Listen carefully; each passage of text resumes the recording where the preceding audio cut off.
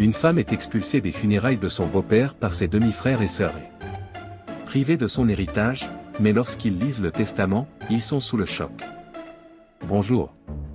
Bienvenue. N'oubliez pas de liker, de vous abonner et d'activer les notifications. Une orpheline a été expulsée des funérailles de son riche beau-père, privée de sa part de l'héritage. Cependant, lorsque l'avocat a réuni la famille pour lire le testament, Rodrigo Buarque a eu le souffle coupé. Il est rentré chez lui avec une poussette double qui rentrait à peine par la porte et penchait dangereusement, prête à basculer avec les enfants, mais Rodrigo a réussi à la rattraper. Juste à temps. Des traces de boue laissées par la pluie d'automne ont taché le sol, mais Rodrigo ne laisserait jamais la poussette dans le couloir commun, on lui avait déjà volé son vélo une fois et il n'était pas prêt à prendre plus de risques, surtout avec quelque chose d'aussi important et coûteux que la poussette. Ce n'était pas un bien acquis par simple apparence, il soupçonnait l'un de ses voisins, un vieil homme grincheux qui semblait mécontent du désordre dans le couloir, d'être le voleur, mais Rodrigo n'avait aucune preuve. Il avait accepté sa perte et, depuis, rangeait tous ses biens à l'intérieur de l'appartement, loin des regards indiscrets. Il a soigneusement retiré les enfants de la poussette, un par un, d'abord sa plus jeune fille, Raquel, puis son fils aîné, Luc. Bien que les enfants soient jumeaux, des titres comme « plus »,« jeune » et « aîné » étaient arbitraires. Après tout, était-il vraiment significatif que Raquel soit née 8 minutes après Lucas? À l'avenir, peu de gens s'en soucieraient, du moins, c'est ce que pensait Rodrigo. Pour l'instant, il n'avait que 3 ans, mais les appeler ainsi était pratique pour lui, et pas seulement pour lui, mais aussi pour sa femme. Rodrigo a déshabillé les enfants un par un, en enlevant d'abord le body de la plus jeune, elle s'irritait toujours terriblement quand il faisait trop chaud. Puis il a déshabillé l'aîné, il n'aimait pas être emmitouflé comme un papillon prêt à sortir de son cocon, mais il se plaignait moins, après tout, il n'était pas seulement l'aîné, il était aussi un homme, ou plutôt, un futur homme. La femme de Rodrigo, Teresa, croyait que les filles pouvaient être pardonnées pour des choses que les garçons ne pouvaient pas, alors elle s'occupait toujours de Lucas seulement après avoir terminé avec sa jeune sœur. Est-ce que cela affecterait l'avenir? Peut-être, tout comme il était possible que Raquel soit affectée par une telle permissivité. Mais les conséquences de cette éducation étaient encore lointaines. Pour l'instant, l'essentiel était de rester à flot. Rodrigo a habillé les enfants, les a lavés, et les a mis dans leur chaise haute. Il avait déjà terminé son quart de travail du matin à l'usine. Rodrigo était un homme d'une disposition intellectuelle, mais d'une manière ou d'une autre, il fallait gagner de l'argent. Après son quart, il allait chercher les enfants à la crèche, les emmenait se promener jusqu'à l'heure du dîner, et dans seulement 30 minutes, il devait partir pour son deuxième travail. Rodrigo n'était pas qu'un simple ouvrier, il travaillait aussi dans une banque, prenant des gardes de nuit comme consultant financier. Il devait partir dans 30 minutes, et Rodrigo n'avait même pas encore commencé à nourrir les enfants. Normalement, Teresa s'occupait des enfants le soir, et bien, pas toute la nuit. La jeune mère ne semblait pas beaucoup apprécier son rôle relativement nouveau. Chaque fois que l'occasion se présentait, elle passait les enfants à son mari et ne se souciait pas du tout que son mari soit incroyablement fatigué de travailler à 2 emplois. Maintenant, c'était à son tour de s'occuper des enfants, mais elle avait disparu quelque part. Rodrigo réchauffa la nourriture et frappa des mains avec frustration. « Et où est votre mère ?» demanda-t-il aux enfants d'âge préscolaire. « Savez-vous où elle est ?» En réponse, il ne reçut que des regards confus. Lucas cligna des yeux, tandis que Raquel frappa soudainement sa main sur la table, probablement en imitant son père. Rodrigo serra les lèvres et sourit aux enfants pendant une brève seconde, c'était suffisant pour commencer à se réprimander. Après tout, il venait de blâmer les enfants parce que Teresa les avait mis au monde. La vérité était qu'il s'était précipité pour avoir des enfants. Teresa ne voulait vraiment ni travailler ni s'occuper des enfants, et Rodrigo ne pouvait tout simplement pas se diviser en deux. Peut-être qu'il le voulait, mais c'était physiquement impossible. chaque fois qu'il regrettait que Teresa ait donné naissance à ces merveilleux enfants, il passait la semaine suivante à se blâmer. Comment pouvait-il penser cela? Comment une telle pensée pouvait-elle même lui traverser l'esprit? Finalement, il se calmait, décidant que ce n'était que le stress du surmenage. Oh, si seulement Teresa passait juste une heure de plus avec les enfants que d'habitude. Rodrigo s'approcha des petits et les embrassa tous les deux sur leur petite tête. Bien sûr. Le premier baiser était pour Raquel, car elle était la plus jeune, et le suivant, logiquement, était pour Lucas. C'était bien qu'à cet âge, il ne réalise pas encore que certains recevaient un peu plus d'attention. Peut-être qu'un jour, il comprendrait. Après avoir embrassé les enfants, Rodrigo se précipita hors de la cuisine, voulant jeter un coup d'œil plus attentif à leur petit appartement. Peut-être que sa femme s'était simplement endormie. Ne les avait pas entendus entrer, ou peut-être qu'elle se cachait quelque part, ne voulant pas s'occuper de ses propres enfants. Si tel était le cas, Rodrigo devrait s'assurer qu'elle s'occupe d'eux.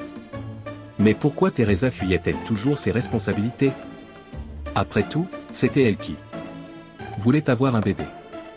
Elle insistait sur le fait qu'il était temps de grandir, temps de devenir parent. Alors, pourquoi ne s'occupait-elle pas du tout des enfants? C'était quelque chose que Rodrigo ne comprenait pas, et il n'avait pas le temps d'y penser. Il aurait aimé, comme Teresa, s'installer sur le canapé devant la télé, ou, comme le faisait sa chère épouse, s'asseoir sur le balcon avec une cigarette en contemplant la vie. Mais il n'avait pas le temps pour de tels luxes. Rodrigo continua à chercher sa femme, mais ses espoirs furent anéantis. À part Rodrigo, les enfants, et un cactus à moitié pourri, il n'y avait personne d'autre dans l'appartement. Teresa avait de nouveau disparu. Eh bien, ce n'était pas la première fois. Il retourna à la cuisine. Nourrit rapidement les enfants tout en jetant des coups d'œil nerveux à l'horloge. Je ne peux pas être en retard au travail. Il les sortit de leur chaise haute et les plaça devant un tas de jouets éparpillés. Lorsqu'il ne restait que quelques minutes avant qu'ils ne doivent partir pour le travail, la porte d'entrée s'ouvrit lentement avec un grincement. Le cœur de Rodrigo bondit de joie. Il se félicita mentalement, remercia sa femme, et fit même une rapide prière à Dieu pour son retour. Mais il n'avait toujours aucune idée de ce qui allait se passer. Il embrassa les enfants. À nouveau, dans le même ordre, mais cette fois avec plus d'enthousiasme, et courut accueillir sa femme. Teresa, tu sais quelle heure il est? Je pourrais être en retard au travail. Où étais-tu? Commença-t-il, enfilant nerveusement son manteau tout en enroulant son écharpe négligemment autour de son cou. Il continua, j'ai nourri les enfants, donc tu n'as rien à faire, juste les surveiller, jouer avec eux. Tu t'en sortiras. Pourquoi es-tu si silencieuse? Teresa, qui venait de revenir d'on ne sait où, restait immobile dans le couloir.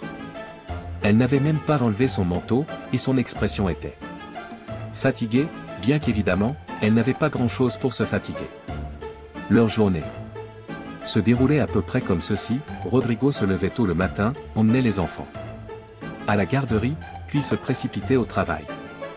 Après le travail, il récupérait les enfants, les ramenait à la maison, les nourrissait, puis se précipitait vers son deuxième travail. Que faisait Teresa pendant ce temps? Qui sait, regarder la télé, discuter au téléphone, peut-être se promener au bord du lac près de chez eux, peut-être prendre le petit déjeuner dans un café. Sa seule responsabilité était de surveiller les enfants pendant que Rodrigo était à son deuxième emploi. Alors, de quoi était-elle fatiguée? Étrange.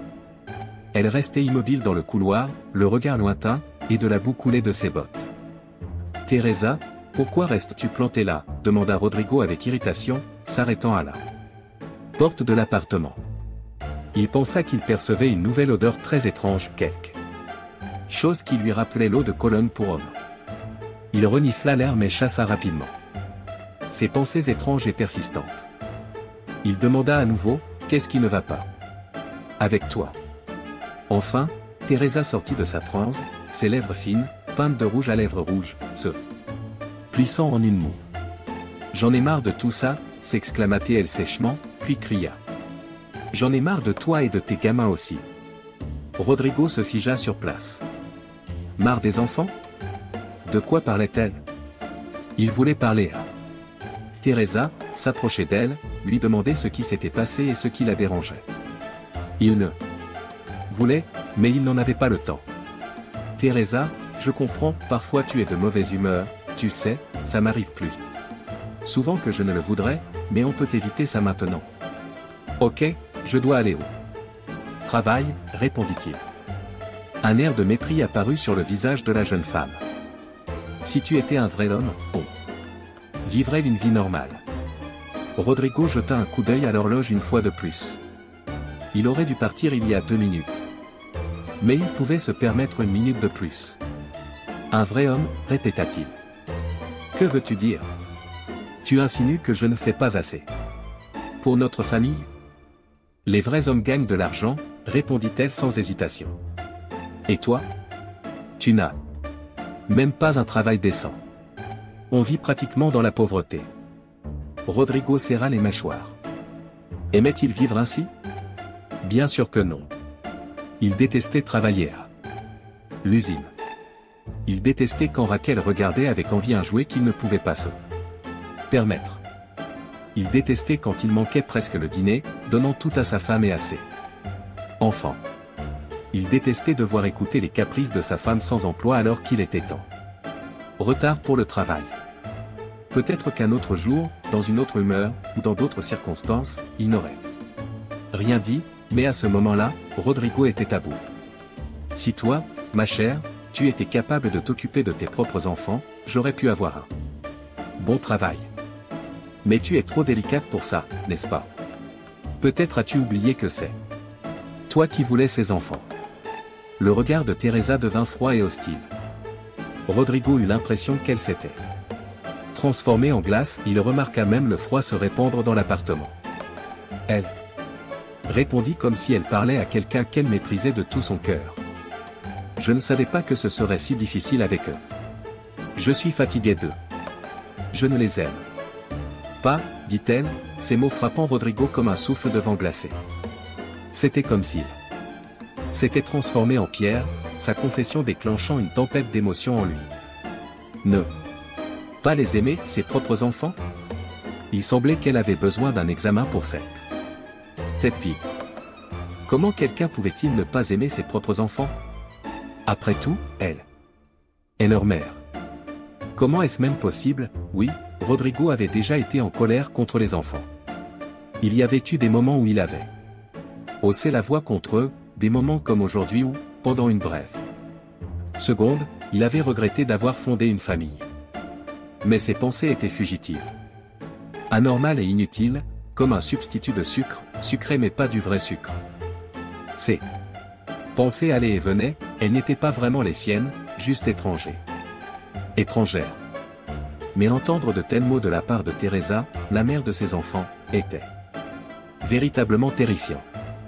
Et peut-être que si Rodrigo n'avait pas été à bout ce jour-là, peut-être que s'il était resté pour parler avec elle, la vie aurait pris un autre tournant.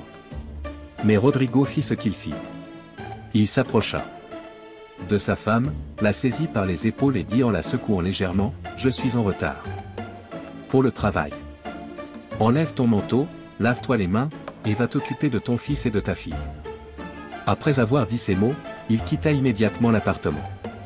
À partir de ce moment, Rodrigo ne revit jamais Teresa. Plus jamais. Teresa est partie.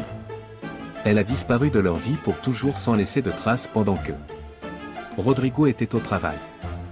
Comme vous pouvez l'imaginer, elle ne s'est pas occupée des enfants. C'était comme si elle s'était préparée à cela. Elle a emballé toutes ses affaires et a quitté l'appartement. Elle est partie sans y réfléchir à 2 fois, laissant leurs jumeaux de 4 ans seuls dans l'appartement avec seulement un cactus à moitié pourri pour compagnie, en d'autres termes, complètement seul. Quand Rodrigo est rentré chez lui, il a trouvé une scène terrifiante. La petite Raquel était assise sur le rebord de la fenêtre, et par la grâce de Dieu, elle n'était pas tombée. Pendant Ce temps, Lucas jouait près d'une prise électrique, essayant de trouver des objets qui s'adaptaient au trou. L'appartement était vide, comme si Teresa n'avait jamais été là. Rodrigo aurait pu penser que c'était le cas, que toutes les années qu'ils avaient passées ensemble n'étaient qu'un mirage. Mais alors, d'où venaient les enfants? Après s'être un peu ressaisi, il a commencé à interroger les petits. Où est maman? Où est-ce qu'elle est allée? Sa voix sonnait comme s'il était au bord de l'hystérie. Lucas, assis par terre, fit un bruit qui était un mélange entre un sanglot et une petite chanson. Raquel, bien que plus jeune de 8 minutes, agissait beaucoup plus maturément. Elle se leva, posa ses mains sur ses hanches et répondit « Maman est partie », baissant la voix. Elle ajouta avec une certaine cruauté « J'espère qu'elle ne reviendra pas », elle se tourna vers son frère, « N'est-ce pas, Lucas ?» Lucas répondit avec le même son indistinct. En entendant Raquel, Rodrigo comprit tout. En vérité, il avait toujours su que cela arriverait. Tôt ou tard. Après tout, Teresa était très distante de la maternité. Les mots durs qu'elle avait prononcés lors de leur dernière rencontre, la façon dont elle avait parlé avec tant de haine. De ne pas aimer ses enfants était terrifiant. Rodrigo réalisa que sa femme l'avait quitté. Pour toujours. Un peu plus tard, il trouva un modèle disant quelque chose comme « Je ne peux pas vivre comme ça. Je te quitte pour quelqu'un d'autre. Mon nouvel homme est meilleur que toi. » Et ainsi de suite. C'était douloureux pour Rodrigo de lire ça. C'était douloureux de réaliser que sa femme l'avait quitté. Mais cette douleur fut éclipsée par une autre réalisation, encore plus terrifiante, que sa femme, apparemment désormais son ex-femme, avait si facilement abandonné leurs enfants. Le quitter lui était une chose, mais laisser les enfants seuls. Cela signifiait qu'elle les haïssait vraiment. Qui, sain d'esprit, laisserait des enfants de 4 ans complètement seuls? Seulement une vraie psychopathe ou plutôt, une femme psychopathe. Peut-être que Rodrigo avait besoin de temps pour réfléchir, pour passer du temps seul. Peut-être qu'il aurait cherché du réconfort dans une bouteille d'alcool, mais il n'en avait pas le temps. Il devait travailler, trouver une nourrice pour les enfants la nuit, s'occuper d'eux. Quant à la souffrance, peut-être que cela pourrait attendre plus tard, à un autre moment. Si jamais. Rodrigo commença à tourner comme un hamster dans une roue, mais contrairement à un hamster, il agissait avec un but. Il calculait tout, planifiait tout, chacune de ses actions avait du sens. C'était difficile pour lui, incroyablement difficile, mais il réussit à supporter le fardeau qui lui était tombé dessus. En fait, à un moment donné, il se rendit compte que c'était même un peu plus facile sans sa femme. Oui, il devait payer quelqu'un pour s'occuper des enfants, mais au moins, il n'avait plus à écouter des plaintes interminables. En plus, le salaire de la nourrice était nettement inférieur à l'argent qui allait auparavant. Caprice de sa femme. En bref, Rodrigo élevait 2 enfants tout seul. Au début, c'était difficile, mais les enfants grandissent vite. Quand ils ont commencé l'école, Rodrigo réalisa que c'était le moment. Il y avait un peu de vérité dans les paroles de sa femme. Il stagnait vraiment. Il ne voulait pas passer sa vie entière à vivre dans la pauvreté, comme Teresa l'avait dit. Il ne voulait pas vivre au bord de la famine à l'avenir. Alors, quand Raquel et Lucas ont commencé l'école, Rodrigo savait que c'était le moment. Rodrigo avait toujours été intéressé par la finance, toujours été un homme intelligent avec un bon sens des affaires. Il avait toujours voulu plus et savait que son temps viendrait. Il savait que son jour de succès arriverait. Et puis, il est arrivé. Après des années de pauvreté, de nuits blanches et d'innombrables tentatives infructueuses, il a finalement réussi à démarrer sa propre entreprise. Il a essayé de nombreuses choses, ouvert un petit magasin de quartier, géré un petit pub, vendu des produits pour enfants. Mais son véritable succès fut dans le domaine qu'il connaissait le mieux, la finance. Quand ses enfants ont eu 14 ans, Rodrigo a ouvert sa première entreprise prospère, sa propre banque. Oui, sa banque n'était pas un leader national, et cela ne l'a pas rendu là des hommes les plus riches du pays, mais c'était sa passion. Ceux qui disaient qu'il n'était que le fils de parents riches qui avait simplement eu de la chance et saisi une opportunité. Ne savait pas à quel point le chemin avait été difficile pour devenir le chef d'une entreprise importante.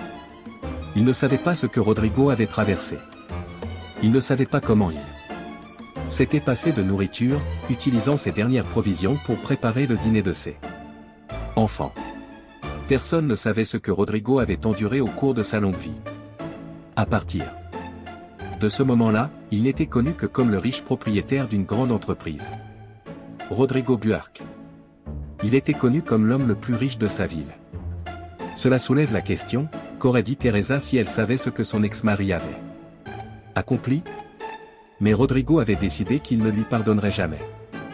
Le temps passa et les enfants grandirent. Rodrigo voyait bien qu'ils devenaient des membres typiques de la jeunesse dorée, désintéressés de tout ce qui est significatif, menant des vies effrénées. Il voyait tout clairement, mais il ne pouvait rien y faire. Après tout, une enfance passée dans la pauvreté avait ses conséquences. De plus, d'une certaine manière, Raquel avait toujours été la plus aimée. Elle avait grandi pour devenir une jeune femme égoïste, égocentrique, et parfois même cruelle. Rodrigo avait de sérieuses conversations avec elle, menaçant de lui couper son allocation, mais cela n'a jamais rien changé. Peut-être qu'elle était déjà formée en tant que personne, ou peut-être que tout cela était dans les gènes de sa mère biologique. Qui sait pourquoi elle était devenue ainsi, mais le fait était qu'elle ne pouvait pas être changée. Lucas, quant à lui, se comportait exactement comme sa sœur cadette. La seule différence était que, tandis que Raquel agissait ainsi parce que c'était sa nature, son frère Lucas se contentait de faire ce que sa sœur lui disait de faire. Peut-être que s'il avait été seul, ou s'il n'avait pas été aussi réprimé pendant son enfance, il aurait pu devenir une personne complètement différente. Mais tout comme Raquel, il avait grandi, et peu importe combien Rodrigo souhaitait changer ses enfants, il n'y pouvait rien. Les années passèrent, de nouvelles succursales de la banque s'ouvrirent à travers le pays. Et ses enfants étaient encore mineurs quand Rodrigo tomba amoureux à nouveau, pour la deuxième fois de sa longue vie. Finalement, il trouva la personne qu'il avait cherchée toute sa vie, sa seconde épouse, une femme douce et chaleureuse nommée Béatrice Silva. Elle était très gentille et casanière. Elle avait déjà travaillé pour Rodrigo en tant que consultante financière. Rodrigo sut qu'il était amoureux dès le premier regard. En fait, il ne comprenait pas comment quelqu'un pouvait ne pas aimer une femme comme elle. Il se posait cette question pour de bonnes raisons. Comme Rodrigo, Béatrice avait une fille de son premier mariage. Lors de leur premier rendez-vous, elle partagea son histoire de vie avec son futur mari. Elle lui raconta comment son premier mari l'avait quittée avec un bébé dans les bras. Rodrigo ne comprenait pas cela. Non plus. Il ne pouvait pas imaginer comment quelqu'un pouvait abandonner son enfant. Comment quelqu'un pouvait laisser une femme aussi adorable et douce seule. Il demanda Béatrice en mariage après seulement un mois de fréquentation. Après le mariage, Béatrice et sa fille Amélia, qui avait 5 ans de moins que Raquel et Lucas, emménagèrent chez Rodrigo. Rodrigo et Béatrice ne présentèrent pas immédiatement leurs enfants l'un à l'autre. Bien que Rodrigo ne l'admette jamais, il était très nerveux. Il craignait que Béatrice le quitte si elle voyait les petits démons qu'il avait élevés. Mais il ne pouvait plus retarder ce moment. Peu de temps après le mariage, lorsque Béatrice et Amélia emménagèrent dans leur nouvelle maison, les enfants durent être présentés. Lucas et Raquel firent des grimaces car, à ce moment-là, ils avaient déjà 17 ans. Rodrigo se tenait devant ses enfants désormais adultes. Raquel était si belle, et Lucas était un grand et beau jeune homme. C'était dommage que leur apparence ne corresponde pas à leurs qualités internes. Rodrigo se racla la gorge et adopta une expression sérieuse avant de commencer à parler à ses enfants. Raquel, Lucas, commença-t-il, vous savez que je me suis marié aujourd'hui. C'est dommage que vous n'ayez pas pris la peine d'assister au mariage de votre propre père. Si vous étiez venu, vous sauriez que ma femme a une fille. Raquel roula les yeux, et Lucas ne savait pas quoi penser. Il regarda sa sœur avec une Expression inquiète qui semblait assez comique, un grand gaillard littéralement en train de chercher des conseils auprès de sa petite sœur délicate. Raquel hocha la tête et répondit. Papa, ne nous embête pas. Nous sommes allés à la fête de Carla, mon ancienne camarade de classe. Il y avait une fête. Que choisirais-tu, aller à une fête sympa avec des amis ou t'asseoir parmi les vieux amis ennuyeux de ton père? Rodrigo soupira profondément. Lucas, qu'as-tu à dire là-dessus? Tu es le frère aîné, tu devrais avoir ta propre opinion. Tu as encore suivi ta sœur. Tu as vraiment aimé cette fête. Il cracha le dernier mot avec un dédain à peine dissimulé, comment la fille d'un homme si influ pouvait-elle parler dans un argot aussi terrible? Rodrigo ne comprenait pas ça non plus. Il regarda fixement son fils, attendant une réponse raisonnable. Lucas hésita. Raquel a dit qu'elle voulait aller à la fête, pas à ton mariage. Et pourquoi? Tu t'es marié, d'ailleurs? Il regarda encore une fois sa sœur, et dès qu'elle lui sourit, il redressa fièrement les épaules. Papa, qu'attendais-tu de nous? On a nos propres trucs. Rodrigo secoua la tête, essayant de trouver un aspect positif dans le comportement de ses enfants, et à sa grande surprise, il en trouva un au moins, ils étaient inséparables. Toujours ensemble. En effet, il y avait un lien spécial entre les jumeaux. Curieusement, leur mère n'avait jamais eu cette connexion particulière avec eux. Soupirant à nouveau, il continua, donc, puisque vous avez raté mon mariage, vous avez manqué beaucoup de choses. Ma femme Béatrice va vivre avec nous, ce qui est évident, mais sa fille Amélia va aussi emménager. Je les fais entrer maintenant pour que vous puissiez les rencontrer. Il jeta un regard sévère à ses enfants. Et vous avez intérêt à ne pas maltraiter Amélia. Sinon, il pensa à ce qui était le plus important pour eux et ajouta, je couperai complètement votre argent, pas seulement pour un moment, mais pour toujours. Compris. Lucas hocha la tête, tandis que Raquel répondit avec un sourire moqueur, tu as choisi une femme avec des bagages, papa. Avec notre argent, tu aurais pu épouser un mannequin. Raquel se tut. Son père répondit calmement, je vais les faire entrer maintenant. Rodrigo alla chercher sa nouvelle famille, qui l'attendait dans la voiture devant la maison. Il les emmena dans le salon, où ses enfants de son premier mariage étaient assis. Impatiemment. Il les présenta rapidement à sa femme, Béatrice. Raquel et Lucas forcèrent des sourires, mais même cela plaisait à Rodrigo, il savait que c'était le maximum qu'il pouvait attendre d'eux. Puis ce fut au tour d'Amélia d'être présentée. La fillette de 12 ans se tenait timidement aux côtés de sa mère. En vérité, elle ne voulait pas du tout déménager ici.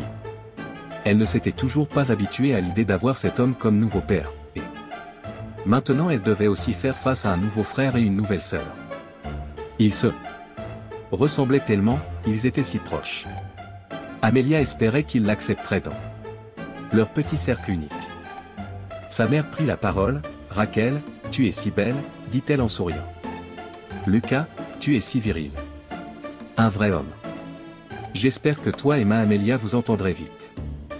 Raquel continua de sourire, mais c'était un sourire forcé. Pour quelqu'un qui ne la connaissait pas, il aurait pu sembler sincère, mais son père savait mieux que ça. Il comprenait que sa belle-fille pouvait être assez cruelle. À ce moment-là, sa nouvelle épouse lui prit la main, et avant de partir, elle dit aux enfants. Eh bien, faites connaissance, amusez-vous. Maintenant, vous êtes une famille. Rodrigo ne put s'empêcher de suivre sa femme. Les nouveaux mariés riaient gaiement, mais les dernières paroles de Rodrigo furent prononcées sur un ton sérieux, Raquel, Lucas. Souvenez-vous de ce que j'ai dit.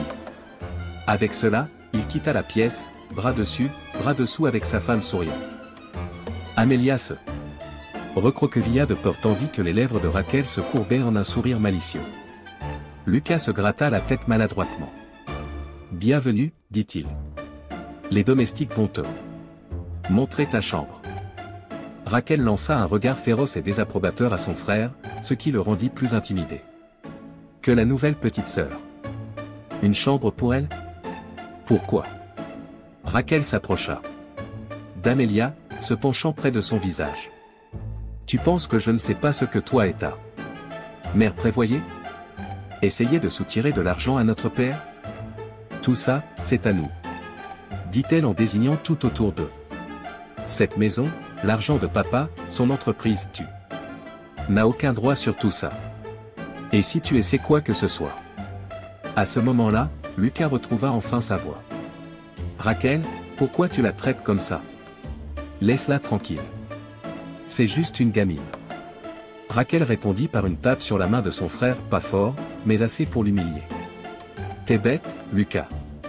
Pourquoi on aurait besoin de cette gamine? Tu ne comprends pas que quand papa mourra, elle sera dans notre chemin. Elle est petite maintenant, mais elle ne le restera pas. Pendant que le frère et la sœur se disputaient, Amélia se sentait prête à s'évanouir. De quoi parlait-il? Quel argent? Quelle entreprise? Elle ne comprenait pas tout, mais elle savait une chose avec certitude, sa mère n'était pas comme ça. Elle ne pourrait jamais oublier le moment où elle et sa mère n'avaient plus d'argent et avaient acheté seulement une miche de pain et un morceau de saucisse avec leur dernière pièce. Sur le chemin du retour, elles avaient croisé un mendiant, et Amélia se rappellerait toujours la douleur dans les yeux de sa mère lorsqu'elle avait donné une partie de leur maigre achat à cet homme. La mère d'Amélia n'était peut-être pas un génie, mais elle avait un cœur pur et bon. Elle savait combien sa mère aimait Rodrigo, et entendre sa fille dire de telles horreurs était insupportable. Amélia décida de se défendre, pour l'honneur de sa mère et pour elle-même. Ma mère aime ton père. Je le sais très bien. Et moi, je ne veux même pas de chambre. Je ne voulais même pas déménager ici. Raquel l'interrompit, alors tais-toi. Elle se tourna vers son frère. Tu as raison sur un point, elle est juste une gamine idiote, aussi bête qu'un caillou pour l'instant. Mais quand elle grandira, elle pourrait réaliser à quel point elle est chanceuse. Tu comprends ce que ça veut dire? Raquel, ça suffit, intervint son frère aîné sèchement. Notre père a encore une longue vie devant lui. Raquel baissa la voix, parlant entre ses dents serrées. Tu as oublié ce dont on a discuté récemment.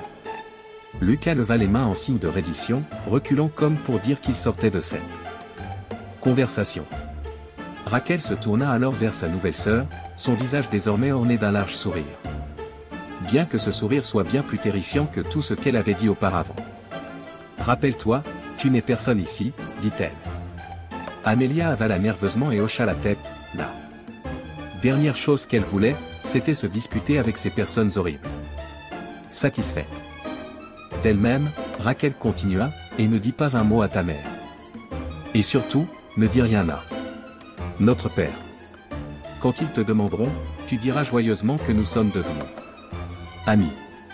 Amélia trembla mais sentit le besoin de terminer la conversation sur une note positive.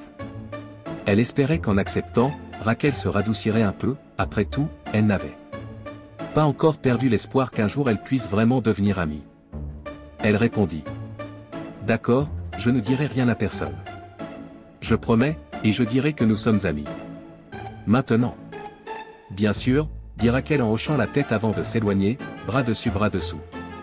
Avec son frère, et de disparaître quelque part. Amélia se retrouva seule. Ce n'était certainement pas comme ça qu'elle avait imaginé rencontrer ses nouveaux proches. Que devait-elle faire maintenant? Comment pourrait-elle obtenir leur approbation? Elle comprit que sa nouvelle vie serait luxueuse, mais loin d'être facile. Rodrigo était tellement préoccupé par sa femme qu'il ne remarqua pas un détail. Apparemment insignifiant mais important, au fil des jours, Raquel devenait de plus en plus agressive. Peut-être qu'à son âge, elle commençait à ressembler à sa mère biologique, ou peut-être était-ce parce qu'elle avait été gâtée dans son enfance. Quoi qu'il en soit, Raquel changeait rapidement, et à mesure qu'elle changeait, Lucas changeait aussi. Pendant ce temps, Amélia, qui grandissait sous le même toit, restait telle qu'elle avait toujours été. Gentille, douce et ouverte au monde. Elle avait certainement le tempérament de sa propre mère. Béatrice menait une vie heureuse en tant qu'épouse bien-aimée d'un homme d'affaires. prospère, et la vie de Rodrigo n'avait pas beaucoup changé, sauf sur un point, désormais. Chaque matin commençait par un sourire sincère et heureux. Il avait enfin trouvé la femme dont il avait toujours rêvé. Ses enfants grandissaient, Raquel et Lucas avaient depuis longtemps célébré leur majorité mais n'avaient aucun projet de quitter la maison de leur père. Ils étaient plus que satisfaits d'une vie où ils n'avaient jamais à faire ou entreprendre quoi que ce soit. Rodrigo s'était résigné à ce qu'il avait créé. Oui, ils étaient ambitieux et paresseux, mais c'étaient ses enfants, sa chair et son sang, qu'il aimait malgré tout. Même si leur mère s'était révélée être un personnage assez difficile, il acceptait que Raquel et Lucas gâchent leur vie, en espérant qu'un jour, ils reviendraient à la raison. La vie aurait pu être parfaite, mais quelques années plus tard, une tragédie frappa la famille. Quelque chose de terrible et d'irréparable. Sa seconde épouse fut diagnostiquée d'un cancer.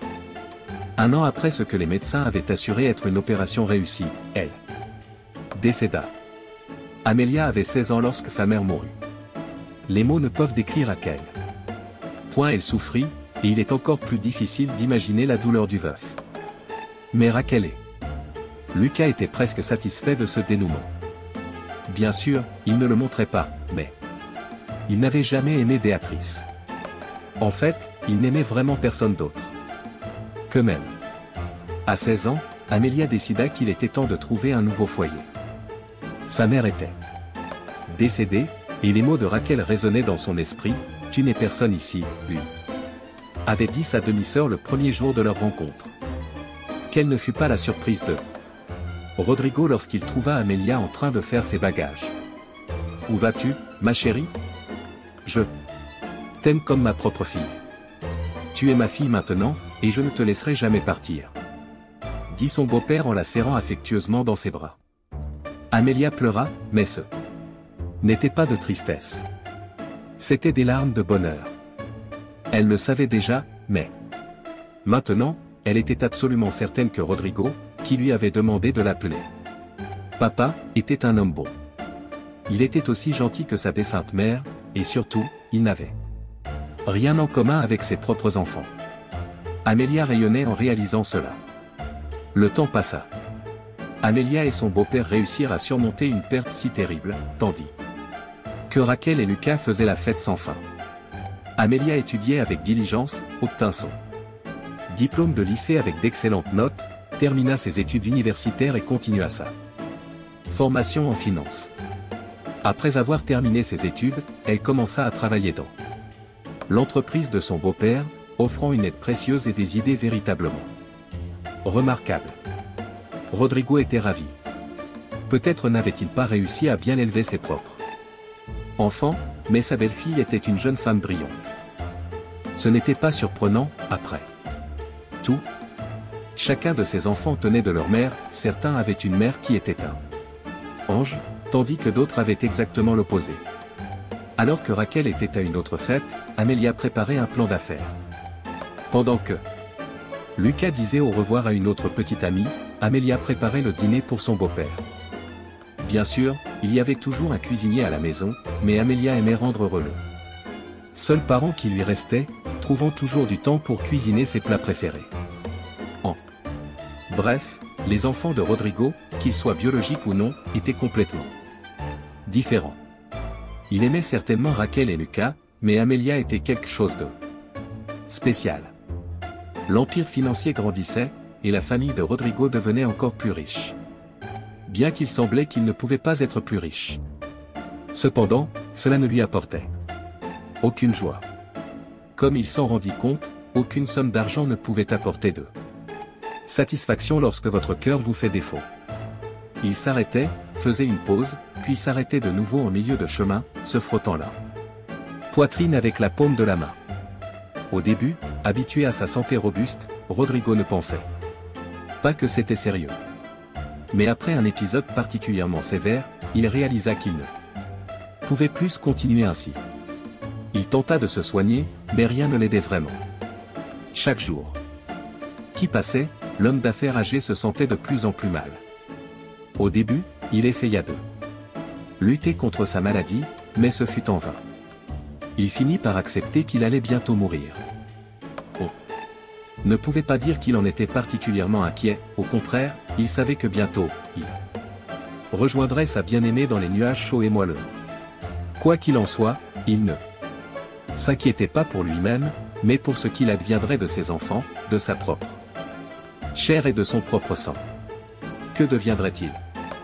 Il ne s'inquiétait pas du tout pour Amelia. Elle était une fille intelligente, quelqu'un en qui il pouvait avoir confiance. Mais qu'en serait-il de Rachel et Lucas? Serait-il capable de survivre sans lui, sans son argent? Serait-il capable de gérer correctement l'entreprise après sa mort? Ainsi, leur père décida d'avoir une conversation sérieuse avec eux. Rodrigo aperçut ses enfants aînés de loin, tous deux se tenaient sur la large véranda ouverte. Ils les observaient à travers les fenêtres panoramiques, incapables de détourner les yeux d'eux. Comme il avait grandi beau, mais il savait que dans cette vie, la beauté ne signifiait pas grand-chose. Il se dirigea vers la véranda avec l'intention d'avoir une conversation sérieuse avec eux. Il ouvrit silencieusement la porte de la véranda et resta figé de choc. Ni Rachel ni Lucas ne remarquèrent sa présence, continuant leur conversation désagréable. Il va bientôt mourir, dit Rachel froidement, sans regarder son frère. Elle se penchait presque sur la rambarde de la véranda, probablement en train de profiter de la vue sur la côte de la ville. Et alors, répondit Lucas, indifférent. Contrairement à sa sœur, il ne s'intéressait pas à la grandeur de la ville, il était concentré sur elle, sa sœur cadette, qu'il considérait si intelligente. Il lui obéissait toujours et pouvait être considéré comme son suiveur. Il aimait beaucoup ça.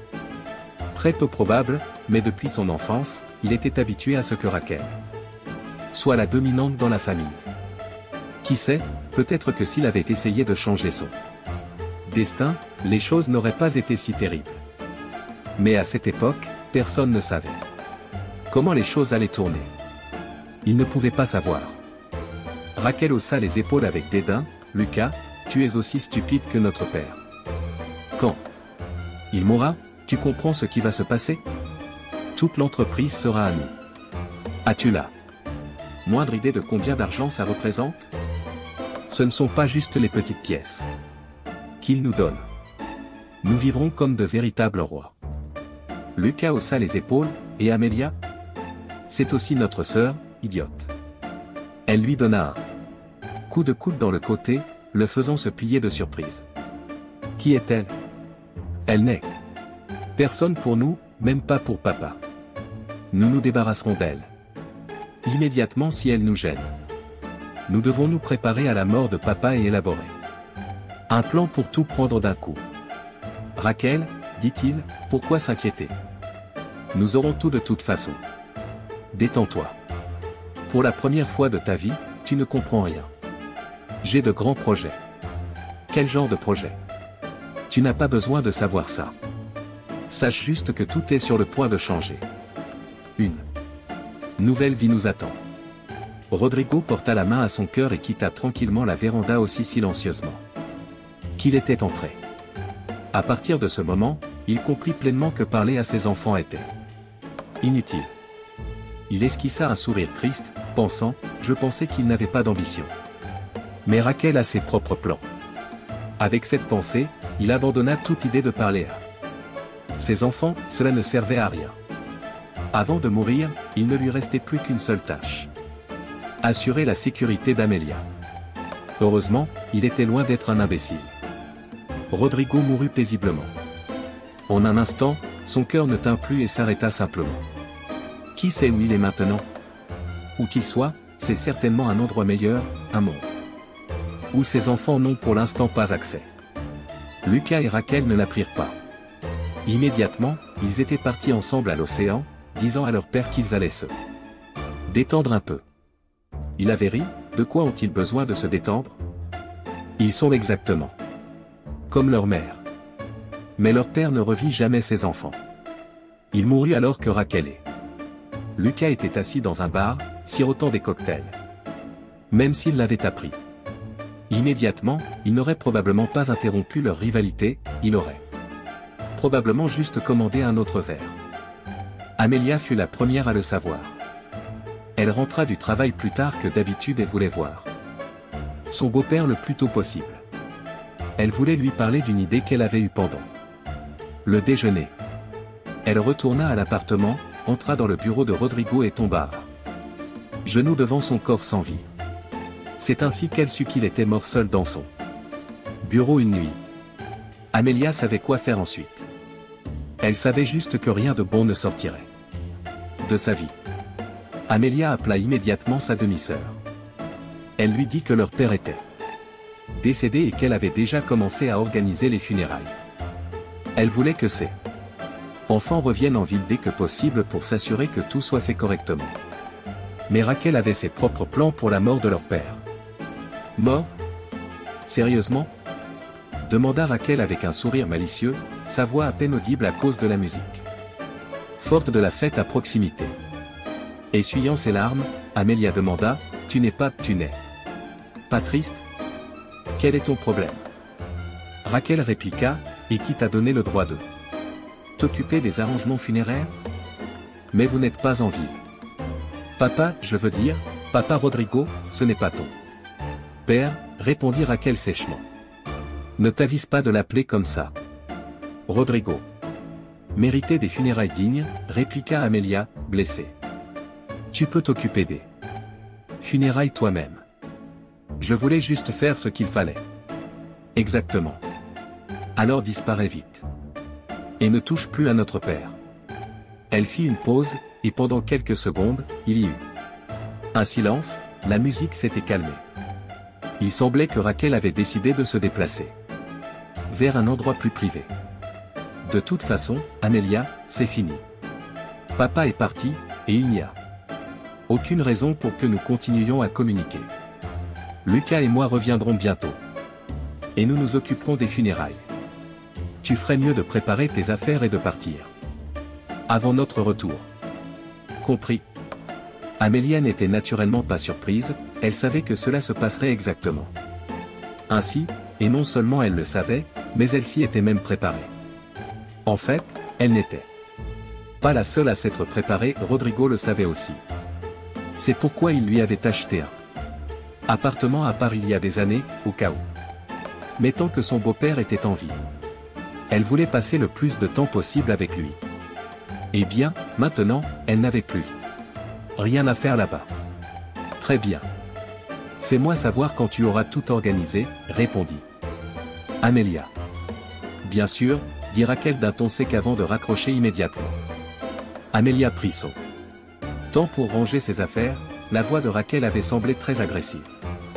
Mais Amelia savait qu'il ne reviendrait pas de sitôt. Désormais, sa seule préoccupation était de s'assurer que les funérailles soient bien organisées. Rassemblant toutes ses affaires, qui n'étaient pas nombreuses, elle se dirigea vers l'appartement que son beau-père lui avait offert. En entrant, elle ne put retenir ses larmes. Tout était si stérile, si vide. Rodrigo lui manquait terriblement. Déballant rapidement ses affaires, elle commença à attendre un appel de Raquel. Le plus important maintenant était d'assurer à son père des funérailles dignes, mais Raquel n'appela pas. Elle n'appela ni le lendemain, ni le jour suivant. Amelia ne trouvait pas la paix. C'était comme une agonie, elle arpentait son nouvel appartement avec un sentiment de catastrophe imminente qui s'installait dans son esprit, la submergeant complètement. Cela semblait devoir durer longtemps. Elle avait déjà enterré sa mère une fois, mais enterrer son beau-père était bien plus difficile. Quand sa mère était morte, elle avait eu du soutien. Maintenant, elle n'avait plus personne. Amelia errait, agitée, incapable de dormir la nuit, se demandant sans cesse que se passerait-il ensuite? Comment se dérouleraient les funérailles? Que adviendrait-il de l'entreprise de Rodrigo? Ces questions étaient ses principales préoccupations. Elle n'avait jamais dépendu de l'argent de son beau-père, contrairement à ses enfants biologiques, et elle aimait réellement travailler à la banque. Rodrigo avait tout fait pour éveiller son intérêt dans ce domaine. Amelia en était passionnée, tout comme l'était le dirigeant de la banque. Autrefois. Au fil des ans, elle avait eu tant d'idées et fait tant de choses pour l'entreprise. Et maintenant? Était-elle simplement censée s'effacer? Ou peut-être que Raquel lui permettrait de continuer à travailler à l'entreprise même après la mort de Rodrigo. Cette question restait en suspens dans son esprit. Si on y réfléchit bien, si Amelia restait, tout le monde en profiterait. Lucas et Raquel auraient toujours de l'argent, et Amelia ne laisserait pas l'entreprise échouer. Elle la gérerait, peut-être pas aussi bien que son beau-père, mais elle ferait un bon travail. Et Raquel? Amelia ne pensait même pas à Lucas, il avait toujours été le pion de sa sœur. Que pouvait-il apporter à l'entreprise? Il n'en savait rien. Bref, Amelia était préoccupée par l'œuvre de vie de son beau-père. Elle ne voulait pas que ses enfants ignorants en prennent le contrôle et la maltraitent. Jusqu'à présent, ils n'avaient rien fait de valable dans toute leur vie. Amelia sursauta en entendant son téléphone portable sonner. Elle se précipita immédiatement pour répondre, convaincue que c'était Raquel qui appelait. Elle devait avoir déjà organisé les funérailles, pensait Amelia, mais elle fut profondément déçue de découvrir qu'il s'agissait simplement d'un des cadres supérieurs de l'entreprise. À contre-séure, elle prit l'appel. « Amelia, où es-tu » demanda Isidoro Butière, un employé de la banque. Lui et Amelia avaient à peu près le même âge et partageaient des tempéraments similaires. Le jeune homme était aussi passionné par son travail qu'elle. Rodrigo le tenait en haute estime. À un moment donné, le beau-père d'Amelia avait même mentionné qu'Isidoro lui rappelait lui-même quand il était plus jeune.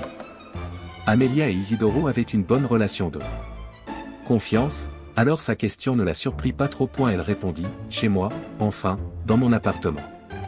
Je ne me sens pas encore chez moi ici, et je ne sais pas quoi faire ensuite. » Raquel n'a pas appelé. Je ne sais même pas si je peux continuer à travailler. Il semble qu'ils ne m'attendent plus là-bas. Raquel, sa fille issue du premier mariage, c'est bien ça?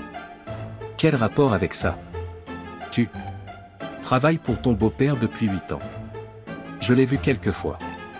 Elle est héritière, tout comme son frère Lucas, mais toi, tu n'es pas héritière, Amelia. Il marqua une pause. Mais ça n'a pas d'importance. Où es-tu? Je t'ai déjà dit, répondit-elle, agacée. Chez moi. Les funérailles vont commencer, et tu es chez toi. Elle faillit lâcher le téléphone sous le choc. Les funérailles? Isidoro resta silencieux quelques secondes. Ils ne t'ont même pas informé? Ils l'ont dit à tout le monde. Nous sommes déjà tous ici, ainsi que tous les proches, sauf sa fille biologique. Comment peux-tu ne pas venir aux funérailles? Amelia était perplexe. Pendant tout ce temps, elle avait attendu que Raquel l'appelle pour lui dire quand et où aurait lieu l'enterrement. Bien sûr, Raquel n'était pas une personne gentille. Mais Amelia ne pensait pas qu'elle pouvait être si cruelle au point de ne pas l'inviter aux funérailles. Comment cela pouvait-il arriver? Elle décida de clarifier, « Désolé, es-tu sûr? Eh bien, ma demi-sœur aurait dû m'appeler, mais elle ne l'a toujours pas fait. » Amelia. Est-ce que j'ai l'air d'un idiot pour toi? Demanda-t-il, offensé. Bien sûr que j'en suis sûr. Peut-être qu'elle a oublié de t'informer, mais ça n'a pas d'importance. Je vais t'envoyer l'adresse maintenant. Habille-toi rapidement et viens tout de suite. Amelia raccrocha le téléphone, puis le reprit en main, voulant le jeter contre le mur de toutes ses forces. Raquel ne pouvait pas faire ça. Elle n'avait tout simplement pas le droit d'agir de cette façon. Elle l'avait déjà chassée de ce qu'elle considérait comme sa maison pendant toute son enfance. Ces petits démons ne lui laissaient jamais oublier qu'elle n'était personne dans cette maison. Qu'elle était une intruse. Ce n'était pas suffisant, ils en voulaient encore plus. Était-il absolument nécessaire que Raquel écrase Amelia, qui avait déjà perdu tout ce qu'elle aimait? Se mordant la lèvre, Amelia commença à enfiler les vêtements de deuil qu'elle avait préparés à l'avance. Même si Lucas et Raquel la détestaient, sans qu'il y ait de raison à cela, même s'ils parlaient mal d'elle, répandaient des rumeurs, et la privaient de toutes les joies de la vie, Amelia irait aux funérailles de son beau-père.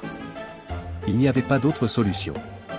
Elle voulait dire un dernier adieu à la personne qui lui avait tout donné de ce qu'elle avait. Aujourd'hui, Amelia arriva au cimetière juste à temps pour la cérémonie.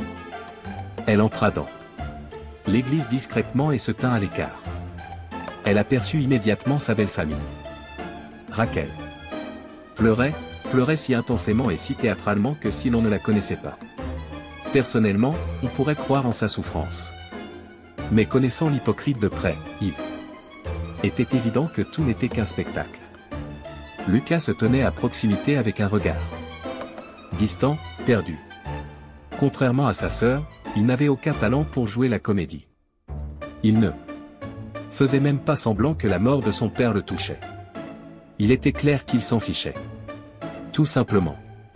Les adieux aux défunts commencèrent. Les gens s'approchaient de Rodrigo. Certains d'entre eux étaient des connaissances d'Amelia, tandis que d'autres étaient des étrangers. Rachel s'approcha du cercueil, embrassa le défunt, mais ne put cacher son dégoût. Les employés et des parents éloignés s'approchèrent, tout le monde disait adieu à cette personne remarquable, sans exagération. Amelia était profondément émue.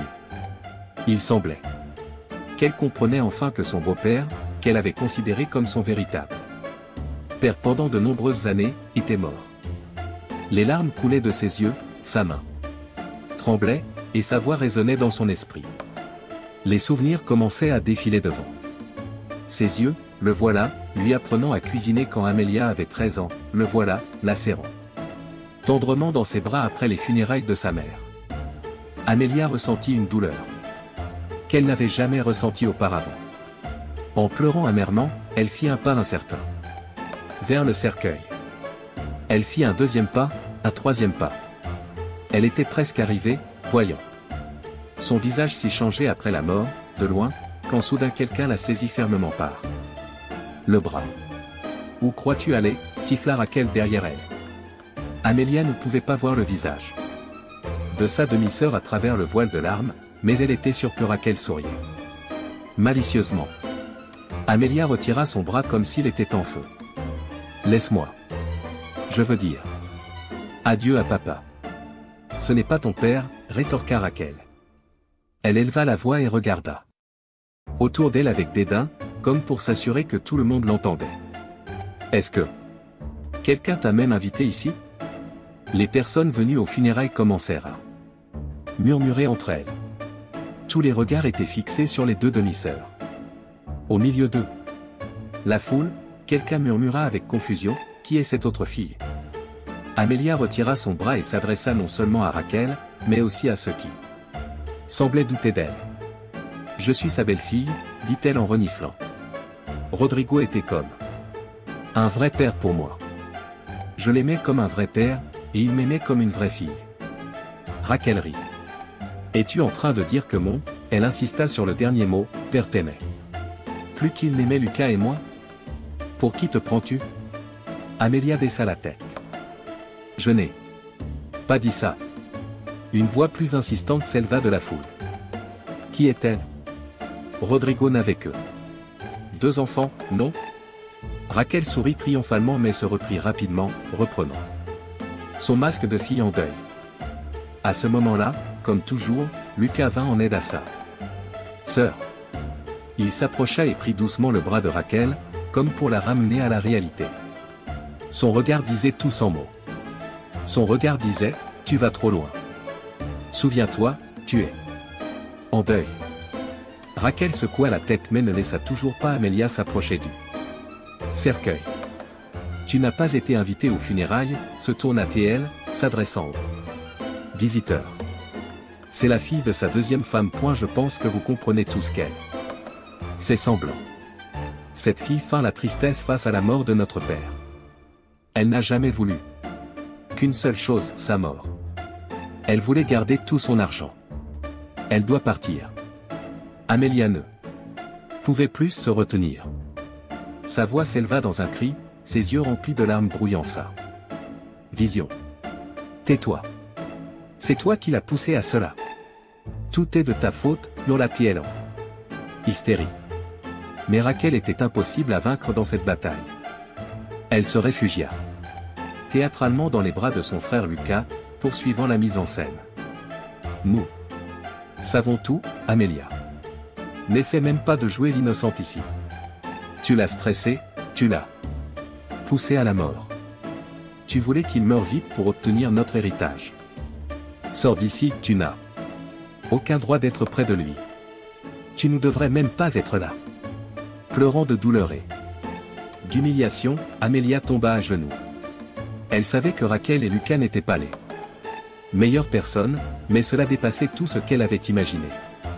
Tout ce qu'elle pouvait murmurer doucement était « Tout ça est un mensonge ». Mais ni Lucas, ni Raquel, ni personne d'autre aux funérailles ne se souciait de ces paroles. Après avoir terminé son éclat dramatique, Raquel répéta « Sors avant que nous n'appelions la sécurité ». Amelia ne trouva pas la force de se lever. À ce moment-là, Isidoro s'approcha d'elle, la prenant doucement par les épaules et lui murmurant « Amelia, il vaut mieux que nous partions maintenant ». Et ainsi, les deux personnes les plus importantes dans la vie de Rodrigo, sa belle-fille bien-aimée et son meilleur employé, quittèrent les funérailles ensemble.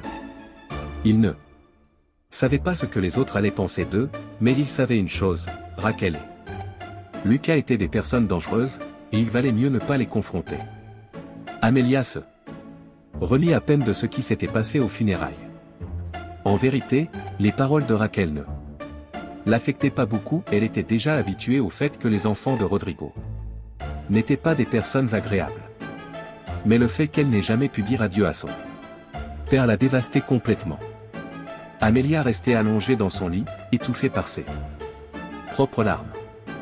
Le travail ne lui venait plus à l'esprit, surtout après ce que Raquel avait dit. Aux funérailles, la plupart des personnes occupant des postes importants dans l'entreprise avaient été témoins de cette terrible altercation. Amelia savait de quel côté il se rangerait, elle n'avait aucun doute. Bien sûr, elle n'était personne, elle n'avait aucun lien réel avec Rodrigo. Mais ses propres enfants, eux, avaient bien plus de droits. Amelia cessa de quitter la maison et arrêta de répondre aux appels. Elle ne répondait même plus à Isidoro, qui insistait en disant qu'elle avait une trop mauvaise opinion du personnel. Il disait que tout le monde comprenait parfaitement, mais cela ne l'intéressait pas. Elle avait non seulement perdu son père, mais aussi son soutien. Après tout ce tumulte, elle ne voulait plus vivre. Mais elle savait que feu Rodrigo n'aurait probablement pas souhaité un tel destin. Pour elle, la première fois qu'Amelia quitta la maison fut lorsque l'avocat appela. Autant elle voulait éviter d'y aller, autant ses beaux-frères voulaient qu'elle disparaisse, elle devait y assister. Elle était obligée d'être présente pour une raison, Amelia était tout autant une héritière légitime que les enfants de Rodrigo, son nom figurait dans le testament.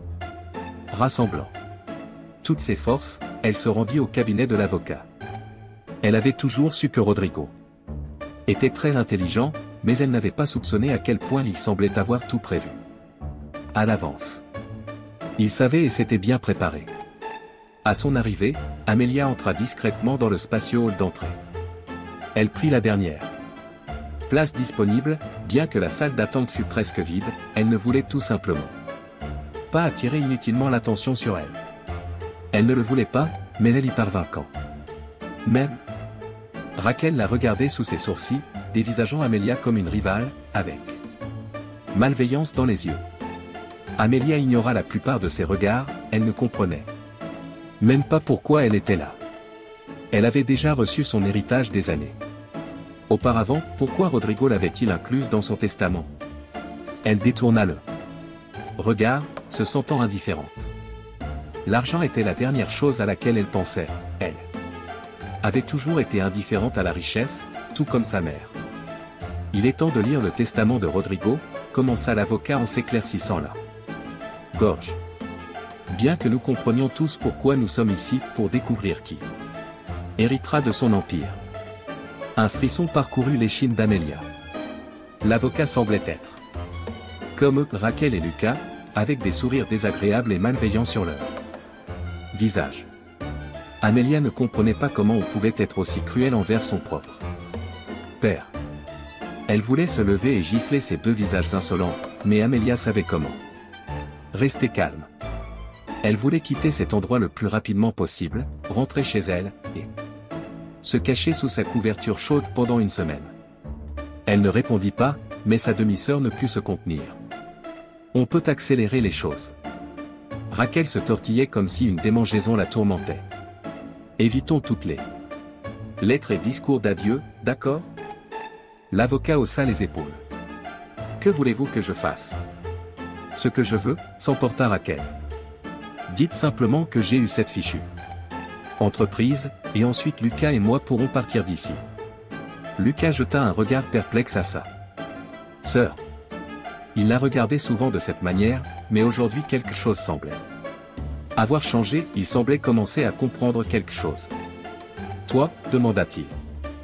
Nerveusement point elle le balaya comme un moustique agaçant. Qui d'autre? Nous. Lucas s'exclama, surpris, mais nous sommes deux. Ah oui, c'est vrai. L'ignorant, elle se tourna vers l'avocat. Lisez juste qui obtient quoi. Et oui, Raquel.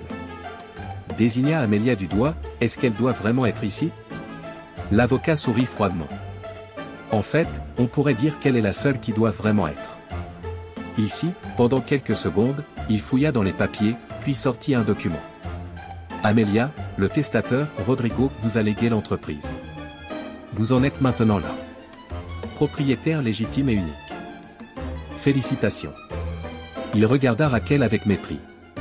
Quant à vous, Raquel, et à votre frère Lucas, vous recevrez une rente à vie provenant des revenus de l'entreprise, équivalente à, voyons, est-ce 10% du bénéfice net annuel chacun? Eh bien, ce n'est pas si mal. La bouche d'Amélia s'ouvrit de stupéfaction, tandis que Raquel bondit soudainement comme si elle avait été poussée. D'un mouvement rapide et mécanique, elle se retrouva à côté d'eux. L'avocat, arrachant le papier de ses mains. Après l'avoir lu, elle le déchira en deux et hurla. Comme un loup, non. Non. Je sais que c'est des conneries. Lucas sauta après sa sœur, se baissa et tenta de recoller les morceaux du document. Déchiré. Raquel devint rouge de rage, ses poings serrés. Lucas semblait aussi incrédule. Amélia resta assise, immobile, non pas qu'elle s'y opposât, elle ne s'y attendait tout simplement pas du tout. Pourtant, avec du recul, le résultat était assez prévisible. Elle se souvint une fois de plus à quel point son défunt beau-père avait été malin. L'avocat regarda Raquel avec un mépris à peine voilé. Pensez-vous vraiment qu'en déchirant votre copie du testament, il devient invalide? Il tourna son regard vers Amélia et adoucit son ton. Encore une fois, félicitations. Je pense qu'il vaut mieux que vous partiez. Maintenant. Nous nous reverrons plus tard, je vous appellerai. Amélia fit exactement cela, elle se leva rapidement, hocha la tête en signe de gratitude à l'avocat et se précipita dehors. Voir Raquel si enragée était un peu effrayant, alors, en calculant rapidement ce que sa part aurait pu être, elle partit en hâte. Amélia comprenait qu'on ne la laisserait pas tranquille, mais que pouvait-elle faire? Laisser ses enfants adultes tout gâcher? Instantanément? Non, elle ne pouvait pas laisser l'entreprise de Rodrigo être mal gérée. Comme dicté par le testament de son beau-père, Amélia devint la nouvelle. Amélia eut du mal à se remettre de ce qui s'était passé aux funérailles. En vérité, les paroles de Raquel ne l'avaient pas beaucoup affectée, elle s'était déjà habituée au fait que les enfants de Rodrigo n'étaient pas les personnes les plus agréables. Mais le fait de ne jamais avoir pu dire au revoir à son père l'avait complètement anéanti. Amélia restait allongée dans son lit, étouffée par ses propres larmes. Le travail n'était plus dans ses pensées. Surtout après les choses que Raquel avait dites aux funérailles. La plupart des gens occupant des postes importants dans l'entreprise avaient assisté à cette altercation terrible. Amélia savait de quel côté il prendrait parti, elle n'en avait aucun doute. Bien sûr, elle n'était personne, elle n'avait aucun lien réel avec Rodrigo. Mais ses propres enfants, eux, avaient beaucoup plus de droits. Amélia arrêta de quitter la maison et de répondre aux appels. Elle ne répondait même pas à Isidoro, qui insistait en disant qu'elle avait une trop mauvaise opinion de l'équipe. Il disait que tout le monde comprenait parfaitement, mais cela ne l'intéressait plus. Elle avait non Seulement perdu son père, mais aussi perdu son soutien. Après tout ce tumulte, elle ne voulait plus vivre. Mais elle savait que feu Rodrigo n'aurait probablement pas souhaité un tel sort pour elle. La première fois qu'Amelia quitta la maison fut lorsque l'avocat l'appela. Autant elle voulait éviter d'y aller, autant ses demi-frères et sœurs voulaient la voir bien loin, mais elle devait y assister. Elle y était obligée pour une raison, Amelia était tout autant héritière légitime que les propres enfants de Rodrigo. Son nom figurait dans le testament. Rassemblant toute sa force, elle se rendit au bureau de l'avocat. Elle avait toujours su que Rodrigo était très intelligent, mais elle n'avait pas soupçonné qu'il semblait tout prévoir à l'avance. Il savait. S'était bien préparé. Directrice de l'entreprise. Heureusement, elle y travaillait déjà depuis plusieurs années, donc le poste lui venait naturellement. Pendant un certain temps, elle appréhendait d'aller au bureau. Après tout, le personnel avait assisté à cette scène désagréable lors des funérailles. Mais lorsqu'elle trouva finalement le courage d'y aller, elle fut agréablement surprise. Il s'avéra qu'elle avait sous-estimé les gens. Là-bas, ils étaient loin d'être des idiots, comme Isidoro l'avait dit. Tout le monde comprenait parfaitement et voyait clairement les choses. Ils savaient quel genre de personne étaient Raquel et Lucas, et ils savaient aussi qu'Amelia était intelligente, calme, réfléchie et ambitieuse dans le bon sens du terme. Plus important encore, elle pensait toujours à l'entreprise et aux gens qui y travaillaient, pas seulement à remplir ses poches. Ses collègues lui exprimèrent leurs condoléances pour ce qu'elle avait enduré lors des funérailles. Comme Amelia, ils regrettaient profondément leur gentil patron. Amelia fut heureuse de retourner à son travail bien-aimé pour se distraire de son chagrin. Tout allait bien jusqu'au jour où quelque chose se produisit, bouleversant tout. Ce jour-là, Amelia resta tard au bureau, comme d'habitude. La plupart des employés étaient déjà partis, seuls les gardiens de sécurité et les agents de nettoyage restaient.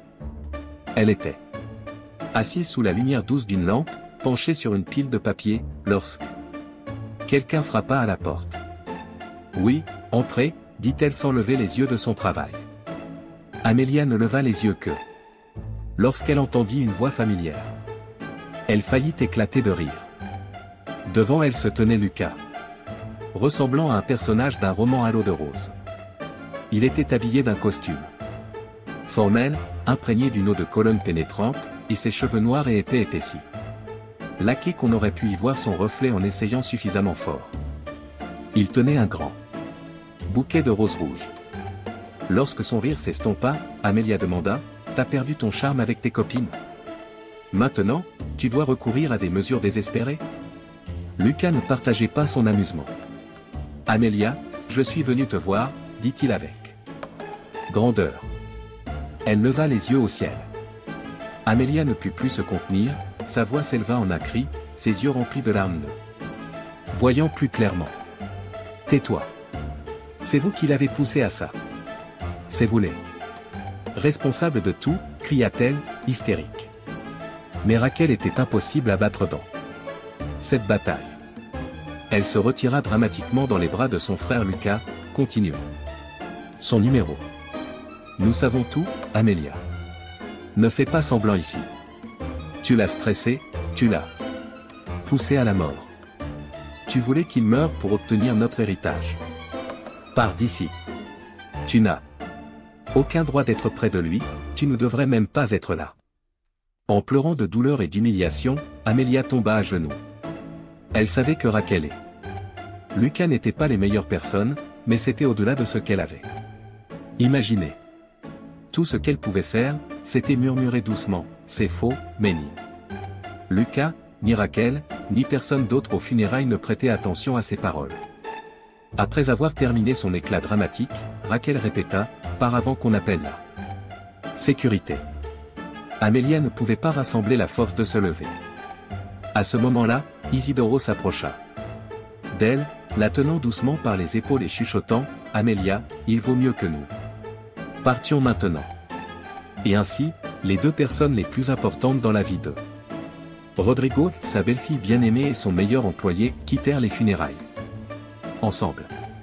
Il ne savait pas ce que les autres allaient penser d'eux, mais il savait une chose, Raquel et Lucas étaient des personnes dangereuses, et il valait mieux ne pas les affronter.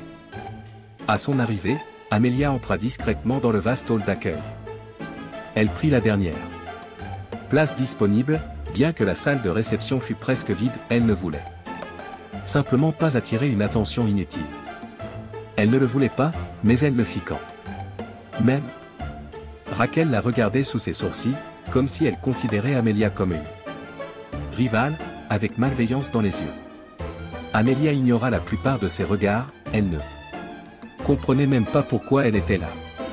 Elle avait déjà reçu son héritage des années auparavant.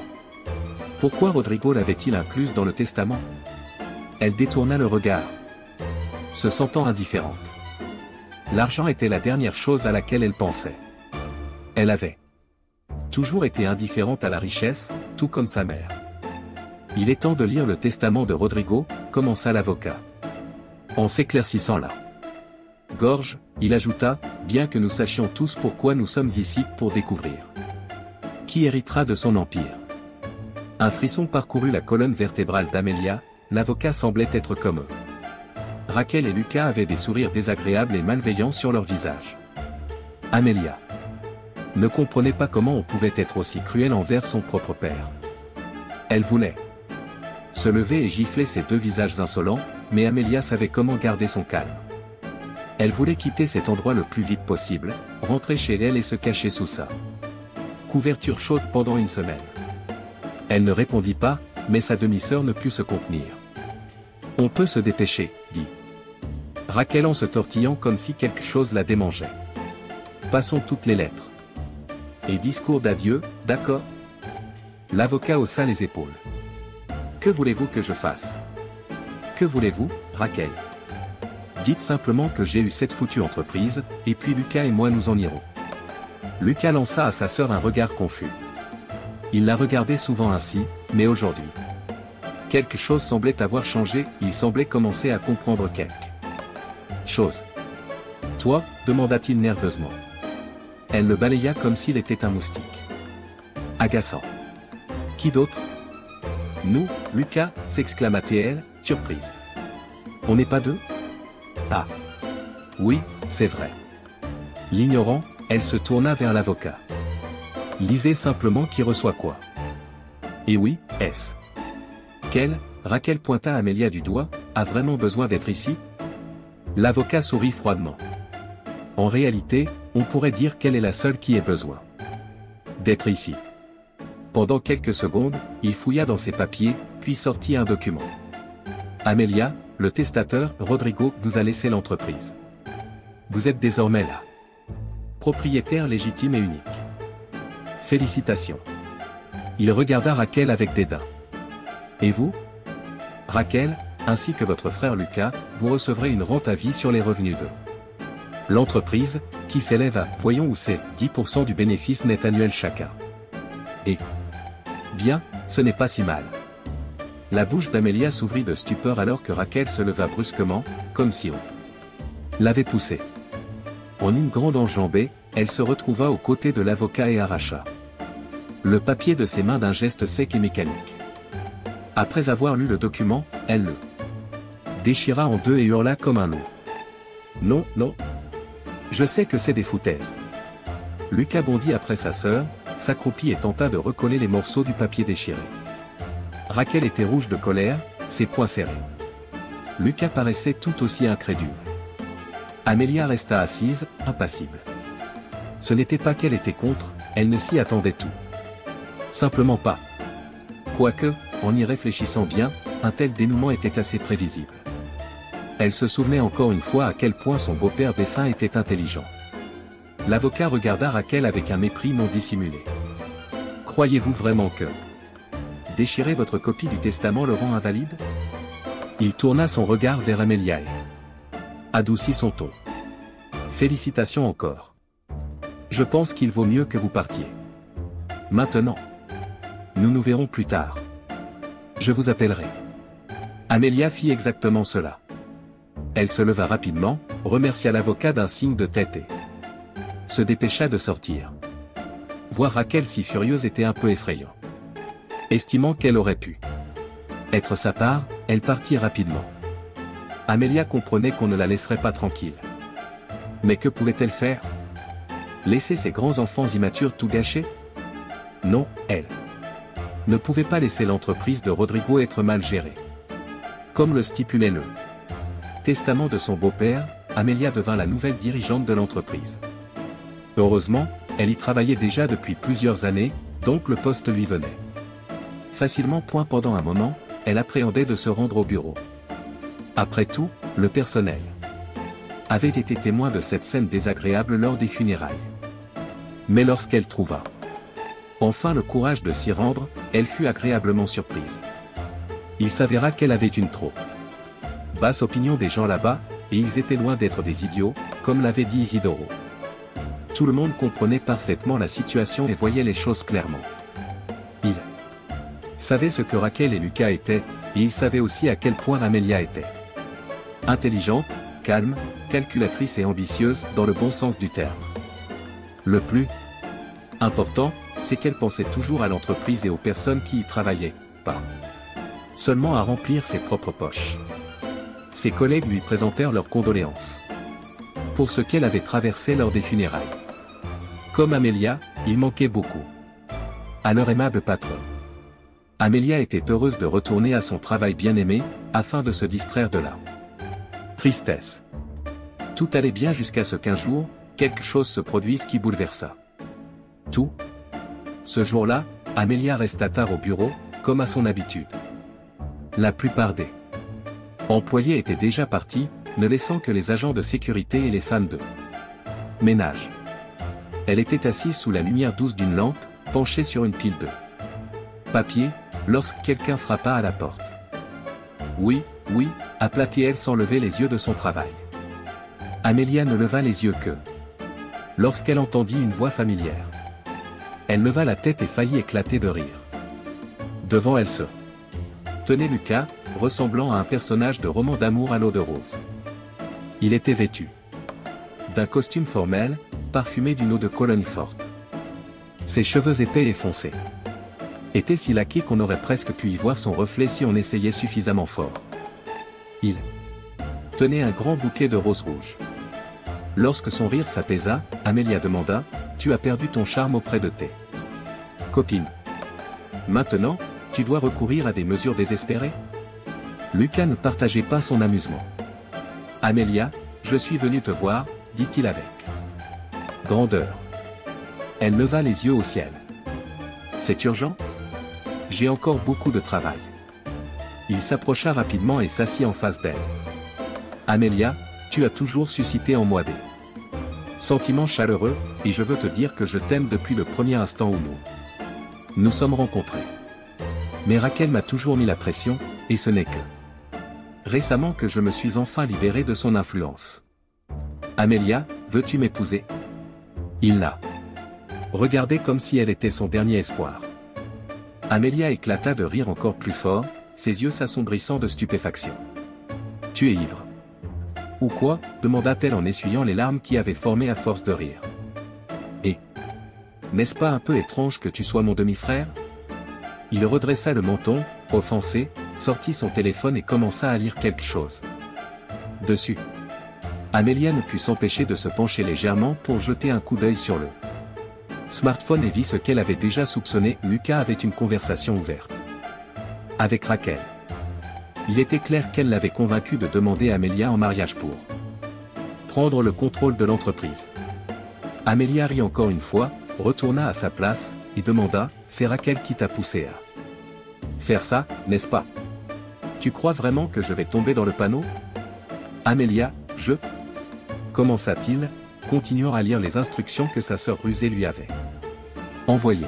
« J'ai toujours eu des sentiments pour toi, crois-moi. » Sérieusement, répondit-elle, maintenant d'un ton plus calme. « Oui, c'est pour ça que tu m'as toujours si bien traité, de la manière que tu l'as fait. Alors, marions-nous, hein ? Moi aussi, je t'aime. » Amelia leva les yeux au ciel. Au début, c'était très drôle, mais maintenant, cela commençait à devenir un peu agaçant. Elle rassembla une pile de papiers, les aligna sur la table pour éviter de les éparpiller, et se leva. Bon, je finirai ça demain, se dit-elle en se dirigeant vers la porte du bureau. Et ce que tu as inventé, ou plutôt, ce que Raquel a inventé, je n'ai jamais vu quelque chose d'aussi stupide de ma vie. Raquel pense-t-elle vraiment que si je t'épouse, elle aura l'entreprise? Je la pensais bien plus intelligente que ça. Attends, Amélia, je t'aime, insista-t-il, semblant répéter sans cesse la même chose. Comment peux-tu être si... Elle laissa un insulte se former sur le bout de sa langue. Si aveugle pour ne pas voir que Raquel se sert juste de toi? À ce stade, tu devrais mener ta propre vie, mais tu cours encore après ta sœur. Tu vis vraiment si mal que ça? Tu n'es pas satisfait de l'argent que tu as déjà? Tu ne travailles même pas, pourquoi as-tu besoin de cette entreprise? Tu ne comprends pas que tu vas juste la détruire. Tu vas ruiner l'œuvre de toute la vie de ton père, ruiner la carrière de milliers de personnes qui perdront leur emploi, et surtout, tu finiras quand même sans argent parce que l'entreprise va échouer. Réfléchis bien à ce que je t'ai dit, dit-elle en quittant le bureau, laissant Lucas complètement seul. Le lendemain commença par une nouvelle qui fit dresser les cheveux sur la tête d'Amélia. Assise dans une cellule, elle ne pouvait pas croire que tout cela se passait dans sa vie. Elle continuait à se pincer, à se gifler, à secouer la tête, essayant de se réveiller de ce cauchemar horrible, presque inconcevable. Mais ce n'était pas un rêve, tout était bien réel. Le matin suivant le drame mentionné, après qu'Amélia eut quitté Lucas dans son bureau, son corps y fut retrouvé tôt le matin. La police vint voir Amélia, car elle était la dernière personne à avoir vu Lucas vivant. Après avoir posé quelques questions sur la journée précédente, ils l'arrêtèrent sans hésitation. Bien sûr, c'était l'œuvre de Raquel. Elle avait dit à la police que son frère était allé demander Amélia en mariage, et apparemment, il s'était un peu trop emporté, et cette femme vénéneuse l'avait tué. Amélia confirma cette version, mais seulement en partie. Elle expliqua que Lucas était effectivement venu la voir et lui avait fait une demande en mariage, mais qu'elle avait fermement refusé. Elle détailla les manigances orchestrées par Raquel, expliquant que Lucas n'aurait jamais pu réellement aimer Amélia, il n'était tout simplement pas capable d'amour. Elle partagea sa version des faits, insistant sur le fait qu'elle avait été la première à quitter le bureau et que lorsqu'elle était partie, il était vivant et en bonne santé. Elle demanda qu'on interroge les agents de sécurité et les femmes de ménage, et qu'on vérifie les caméras de surveillance, mais étrangement, les enregistrements avaient disparu. Les agents de sécurité et les femmes de ménage n'avaient vu qu'Amélia partir, personne n'avait vu Lucas cette nuit-là. Sans preuve de son innocence, elle fut accusée de meurtre. Son dernier espoir était son avocat. Peut-être pourrait-il démêler cette affaire compliquée. Du moins, c'était ce sur quoi elle comptait. Le jeune avocat, mais déjà très prospère, arriva au centre de détention. Il avait déjà eu l'occasion de rencontrer sa cliente. Amélia lui semblait très douce, si douce que ses yeux exercés reconnurent immédiatement qu'elle n'était pas une meurtrière. Par conséquent, il était déterminé à découvrir qui se cachait derrière tout cela. Après avoir étudié le cas de cette famille singulière, il avait peu de doute sur ses soupçons. Raquel. Il semblait que cette fille n'était pas aussi simple qu'elle voulait le faire croire. Il était presque certain que c'était Raquel qui avait piégé sa cliente, mais il n'avait pas encore de preuves, du moins. Pas encore. Federico Gallu, c'était le nom de l'avocat, arriva au bureau de la banque. Il ne se précipita pas pour entrer, sachant que le diable se cache dans les détails. Il commença à faire le tour du grand bâtiment, l'examinant de près.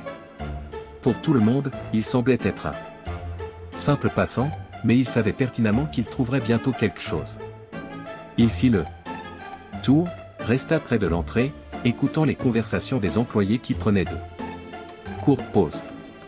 Il semblait qu'il avait trouvé le premier indice. Il entendit dire qu'une des femmes de ménage du bâtiment était morte la même nuit que Lucas. Les travailleurs Répandant cette rumeur était horrifié, c'était une malédiction sur l'entreprise. Disait-il. 2 morts en une nuit, comment cela pouvait-il arriver? Les employés de bureau ne comprenaient pas, mais Federico savait avec certitude que tout cela faisait partie du plan de quelqu'un. Il décida d'enquêter plus tard sur la mort de la femme de ménage. Il devait trouver plus de preuves. Réfléchis, réfléchis, réfléchis, se dit-il en marchant près des poubelles locales jusqu'à ce qu'un détail intéressant attire son attention. À côté des poubelles se trouvait un énorme, voire gigantesque, tas de papier blanc propre, des paquets non ouverts, de nombreuses feuilles de papier de haute qualité, inutilisées. Toujours dans leur emballage. Federico savait par expérience que dans le travail de bureau, il n'y a jamais de papier en excès. Alors, que s'était-il passé? Qui avait jeté un tel trésor? Il réalisa que c'était un autre indice et décida de le suivre. Il entra dans le bureau et commença à engager des conversations banales, ou du moins c'est ce que ses interlocuteurs pensaient, mais elles étaient très importantes pour Federico. Un des employés se plaignit qu'il venait de commander du papier, que la boîte était au sous-sol. Mais qu'elle était vide. Où tout le contenu était-il passé? L'employé ne savait pas, mais Federico comprit immédiatement. Il lui restait à déterminer comment la femme de ménage était morte, et il semblait qu'il avait déjà compris la plupart des détails. Le jour du procès arriva, le procès d'Amelia. La malheureuse femme était assise sur le banc des accusés, se tordant les mains, tandis que la principale méchante de la famille souriait sournoisement. Malgré tout son talent d'actrice, Raquel ne pouvait pas garder son calme. Bientôt, pensait-elle, l'entreprise serait dans sa poche, du moins, c'est ce qu'elle croyait. Elle le pensait jusqu'à ce que le jeune avocat, le personnage principal de ce procès, prenne la parole. Federico se leva, prêt à présenter ses preuves. Heureusement, il était bien préparé. Il examina Raquel d'un regard perçant, pensant, elle n'a aucune idée de ce qui l'attend. Comme elle est naïve. Se présentant à la cour, il commença son discours. N'est-il pas étrange que les enregistrements des caméras de sécurité aient été supprimés? Et que personne ne sache qui aurait pu le faire, à part le responsable de la sécurité? Il jeta un coup d'œil à Raquel. Curieux, n'est-ce pas? L'expression du juge resta inchangée. Où voulez-vous en venir? Expliquez votre position. Federico continua, il est aussi étrange que le bureau ait commandé du papier propre, plusieurs rames, la boîte a été livrée au sous-sol, mais le papier a été jeté. Pourquoi commander du papier pour ensuite le jeter immédiatement? Cela suggère que quelque chose, ou plutôt quelqu'un, a été introduit dans le bureau à la place du papier. Raquel bondit de son siège, criant « Je m'oppose ». Mais le juge la fit rapidement taire. Il semblait que tous ceux qui accusaient Amelia commençaient soudainement à voir la vérité. Satisfait de l'effet qu'il avait produit, Federico poursuivit, et il est également étrange qu'une femme de ménage âgée soit morte la même nuit. Le meurtrier ne s'attendait apparemment pas à ce que la pauvre vieille femme soit autopsiée, mais j'ai fait en sorte que cela soit fait. Amanda Ress, la femme de ménage du bureau central qui est décédée cette nuit-là, a été injectée d'un médicament provoquant un arrêt cardiaque instantané. Mais ce qui est étrange, c'est que les experts légistes ont déterminé que sa mort avait eu lieu vers 19 heures. Cependant, elle a été vue quittant le bâtiment bien plus tard, aux alentours de 23 heures, pour être plus précis. Ce témoignage a été fourni par tous les agents de sécurité. Par conséquent, nous pouvons supposer que la personne en question n'était pas la femme de ménage, mais quelqu'un déguisé en Amanda. Le juge se pencha en avant. Et quelle est votre version? Raquel Buarque, la fille du défunt Rodrigo Buarque, ne pouvait pas accepter que son père ait légué l'entreprise à sa belle-fille. Alors elle a convaincu son frère de l'aider. Elle lui a menti, prétendant qu'Amelia leur avait interdit d'aller au bureau. Elle a inventé ce petit mensonge pour le convaincre qu'il devait entrer dans le bâtiment sans être vu. Pour ce faire, elle a tué la femme de ménage en lui injectant un médicament qui a arrêté son cœur. Puis elle a volé ses affaires et s'est déguisée en femme de ménage, Amanda. De plus, elle a intercepté la livraison de papier du livreur, en prétendant être une employée de bureau, puis a utilisé un chariot élévateur pour déverser toutes les nouvelles rames de papier dans une décharge éloignée et a placé son frère dans la boîte qui contenait à l'origine le papier. Elle l'a instruit à l'avance de proposer à Amelia, soi-disant pour prendre le contrôle de l'entreprise de leur père. Mais Raquel avait ses propres plans. Personne ne soupçonnait que les deux étaient entrés dans le bureau. Elle était déguisée en femme de ménage et poussait un conteneur en contreplaqué sur un chariot, soi-disant pour le jeter, mais à l'intérieur se trouvait Lucas. Raquel avait envoyé son frère dans le bureau d'Amelia, et lorsque celle-ci est partie, elle l'a impitoyablement tué en lui frappant la tête avec un lourd presse-papier. Après cela, elle sortit par la porte arrière, ayant obtenu les clés de la femme de ménage. Après avoir supprimé toutes les images vidéo pendant que le gardien de sécurité était sorti. Fumée, elle habilla le corps de la pauvre Amanda dans ses vêtements habituels, pris dans son placard. C'est pourquoi les gardiens de sécurité ont pensé que la vieille femme avait dû faire une crise cardiaque dans la pièce où elle se changeait après son quart de travail. Raquel avait trompé son frère. Elle avait prémédité ce cruel meurtre. De cette façon, elle se débarrasserait à la fois de son frère biologique et de sa demi-sœur. Amelia serait emprisonnée pour longtemps, et Raquel tuerait personnellement Lucas. Elle espérait réclamer l'entreprise pour elle-même immédiatement. Après son discours, Federico présenta toutes les preuves nécessaires au tribunal. La justice prévalut. Raquel fut accusée des meurtres de la vieille femme de ménage et de son propre frère.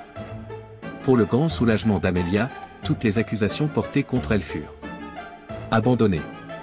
Elle était libre à nouveau. Sortant du centre de détention où elle avait été détenue après le procès et récupérant ses effets personnels, Amelia prit une profonde inspiration. La liberté, murmura-t-elle en essuyant des larmes de joie, sans réaliser que Federico approchait. Ça fait du bien, n'est-ce pas? Juste sortir et respirer de l'air frais. Je parie que tu es heureuse d'être libre maintenant, dit-il. Amelia sourit joyeusement. Tu n'as aucune idée à quel point, admit-elle. Et ce n'est pas seulement qu'on m'a retiré les accusations. Maintenant, je suis vraiment libre. Raquel, elle, ne m'a jamais laissé tranquille. Elle me tourmente depuis que j'ai 12 ans.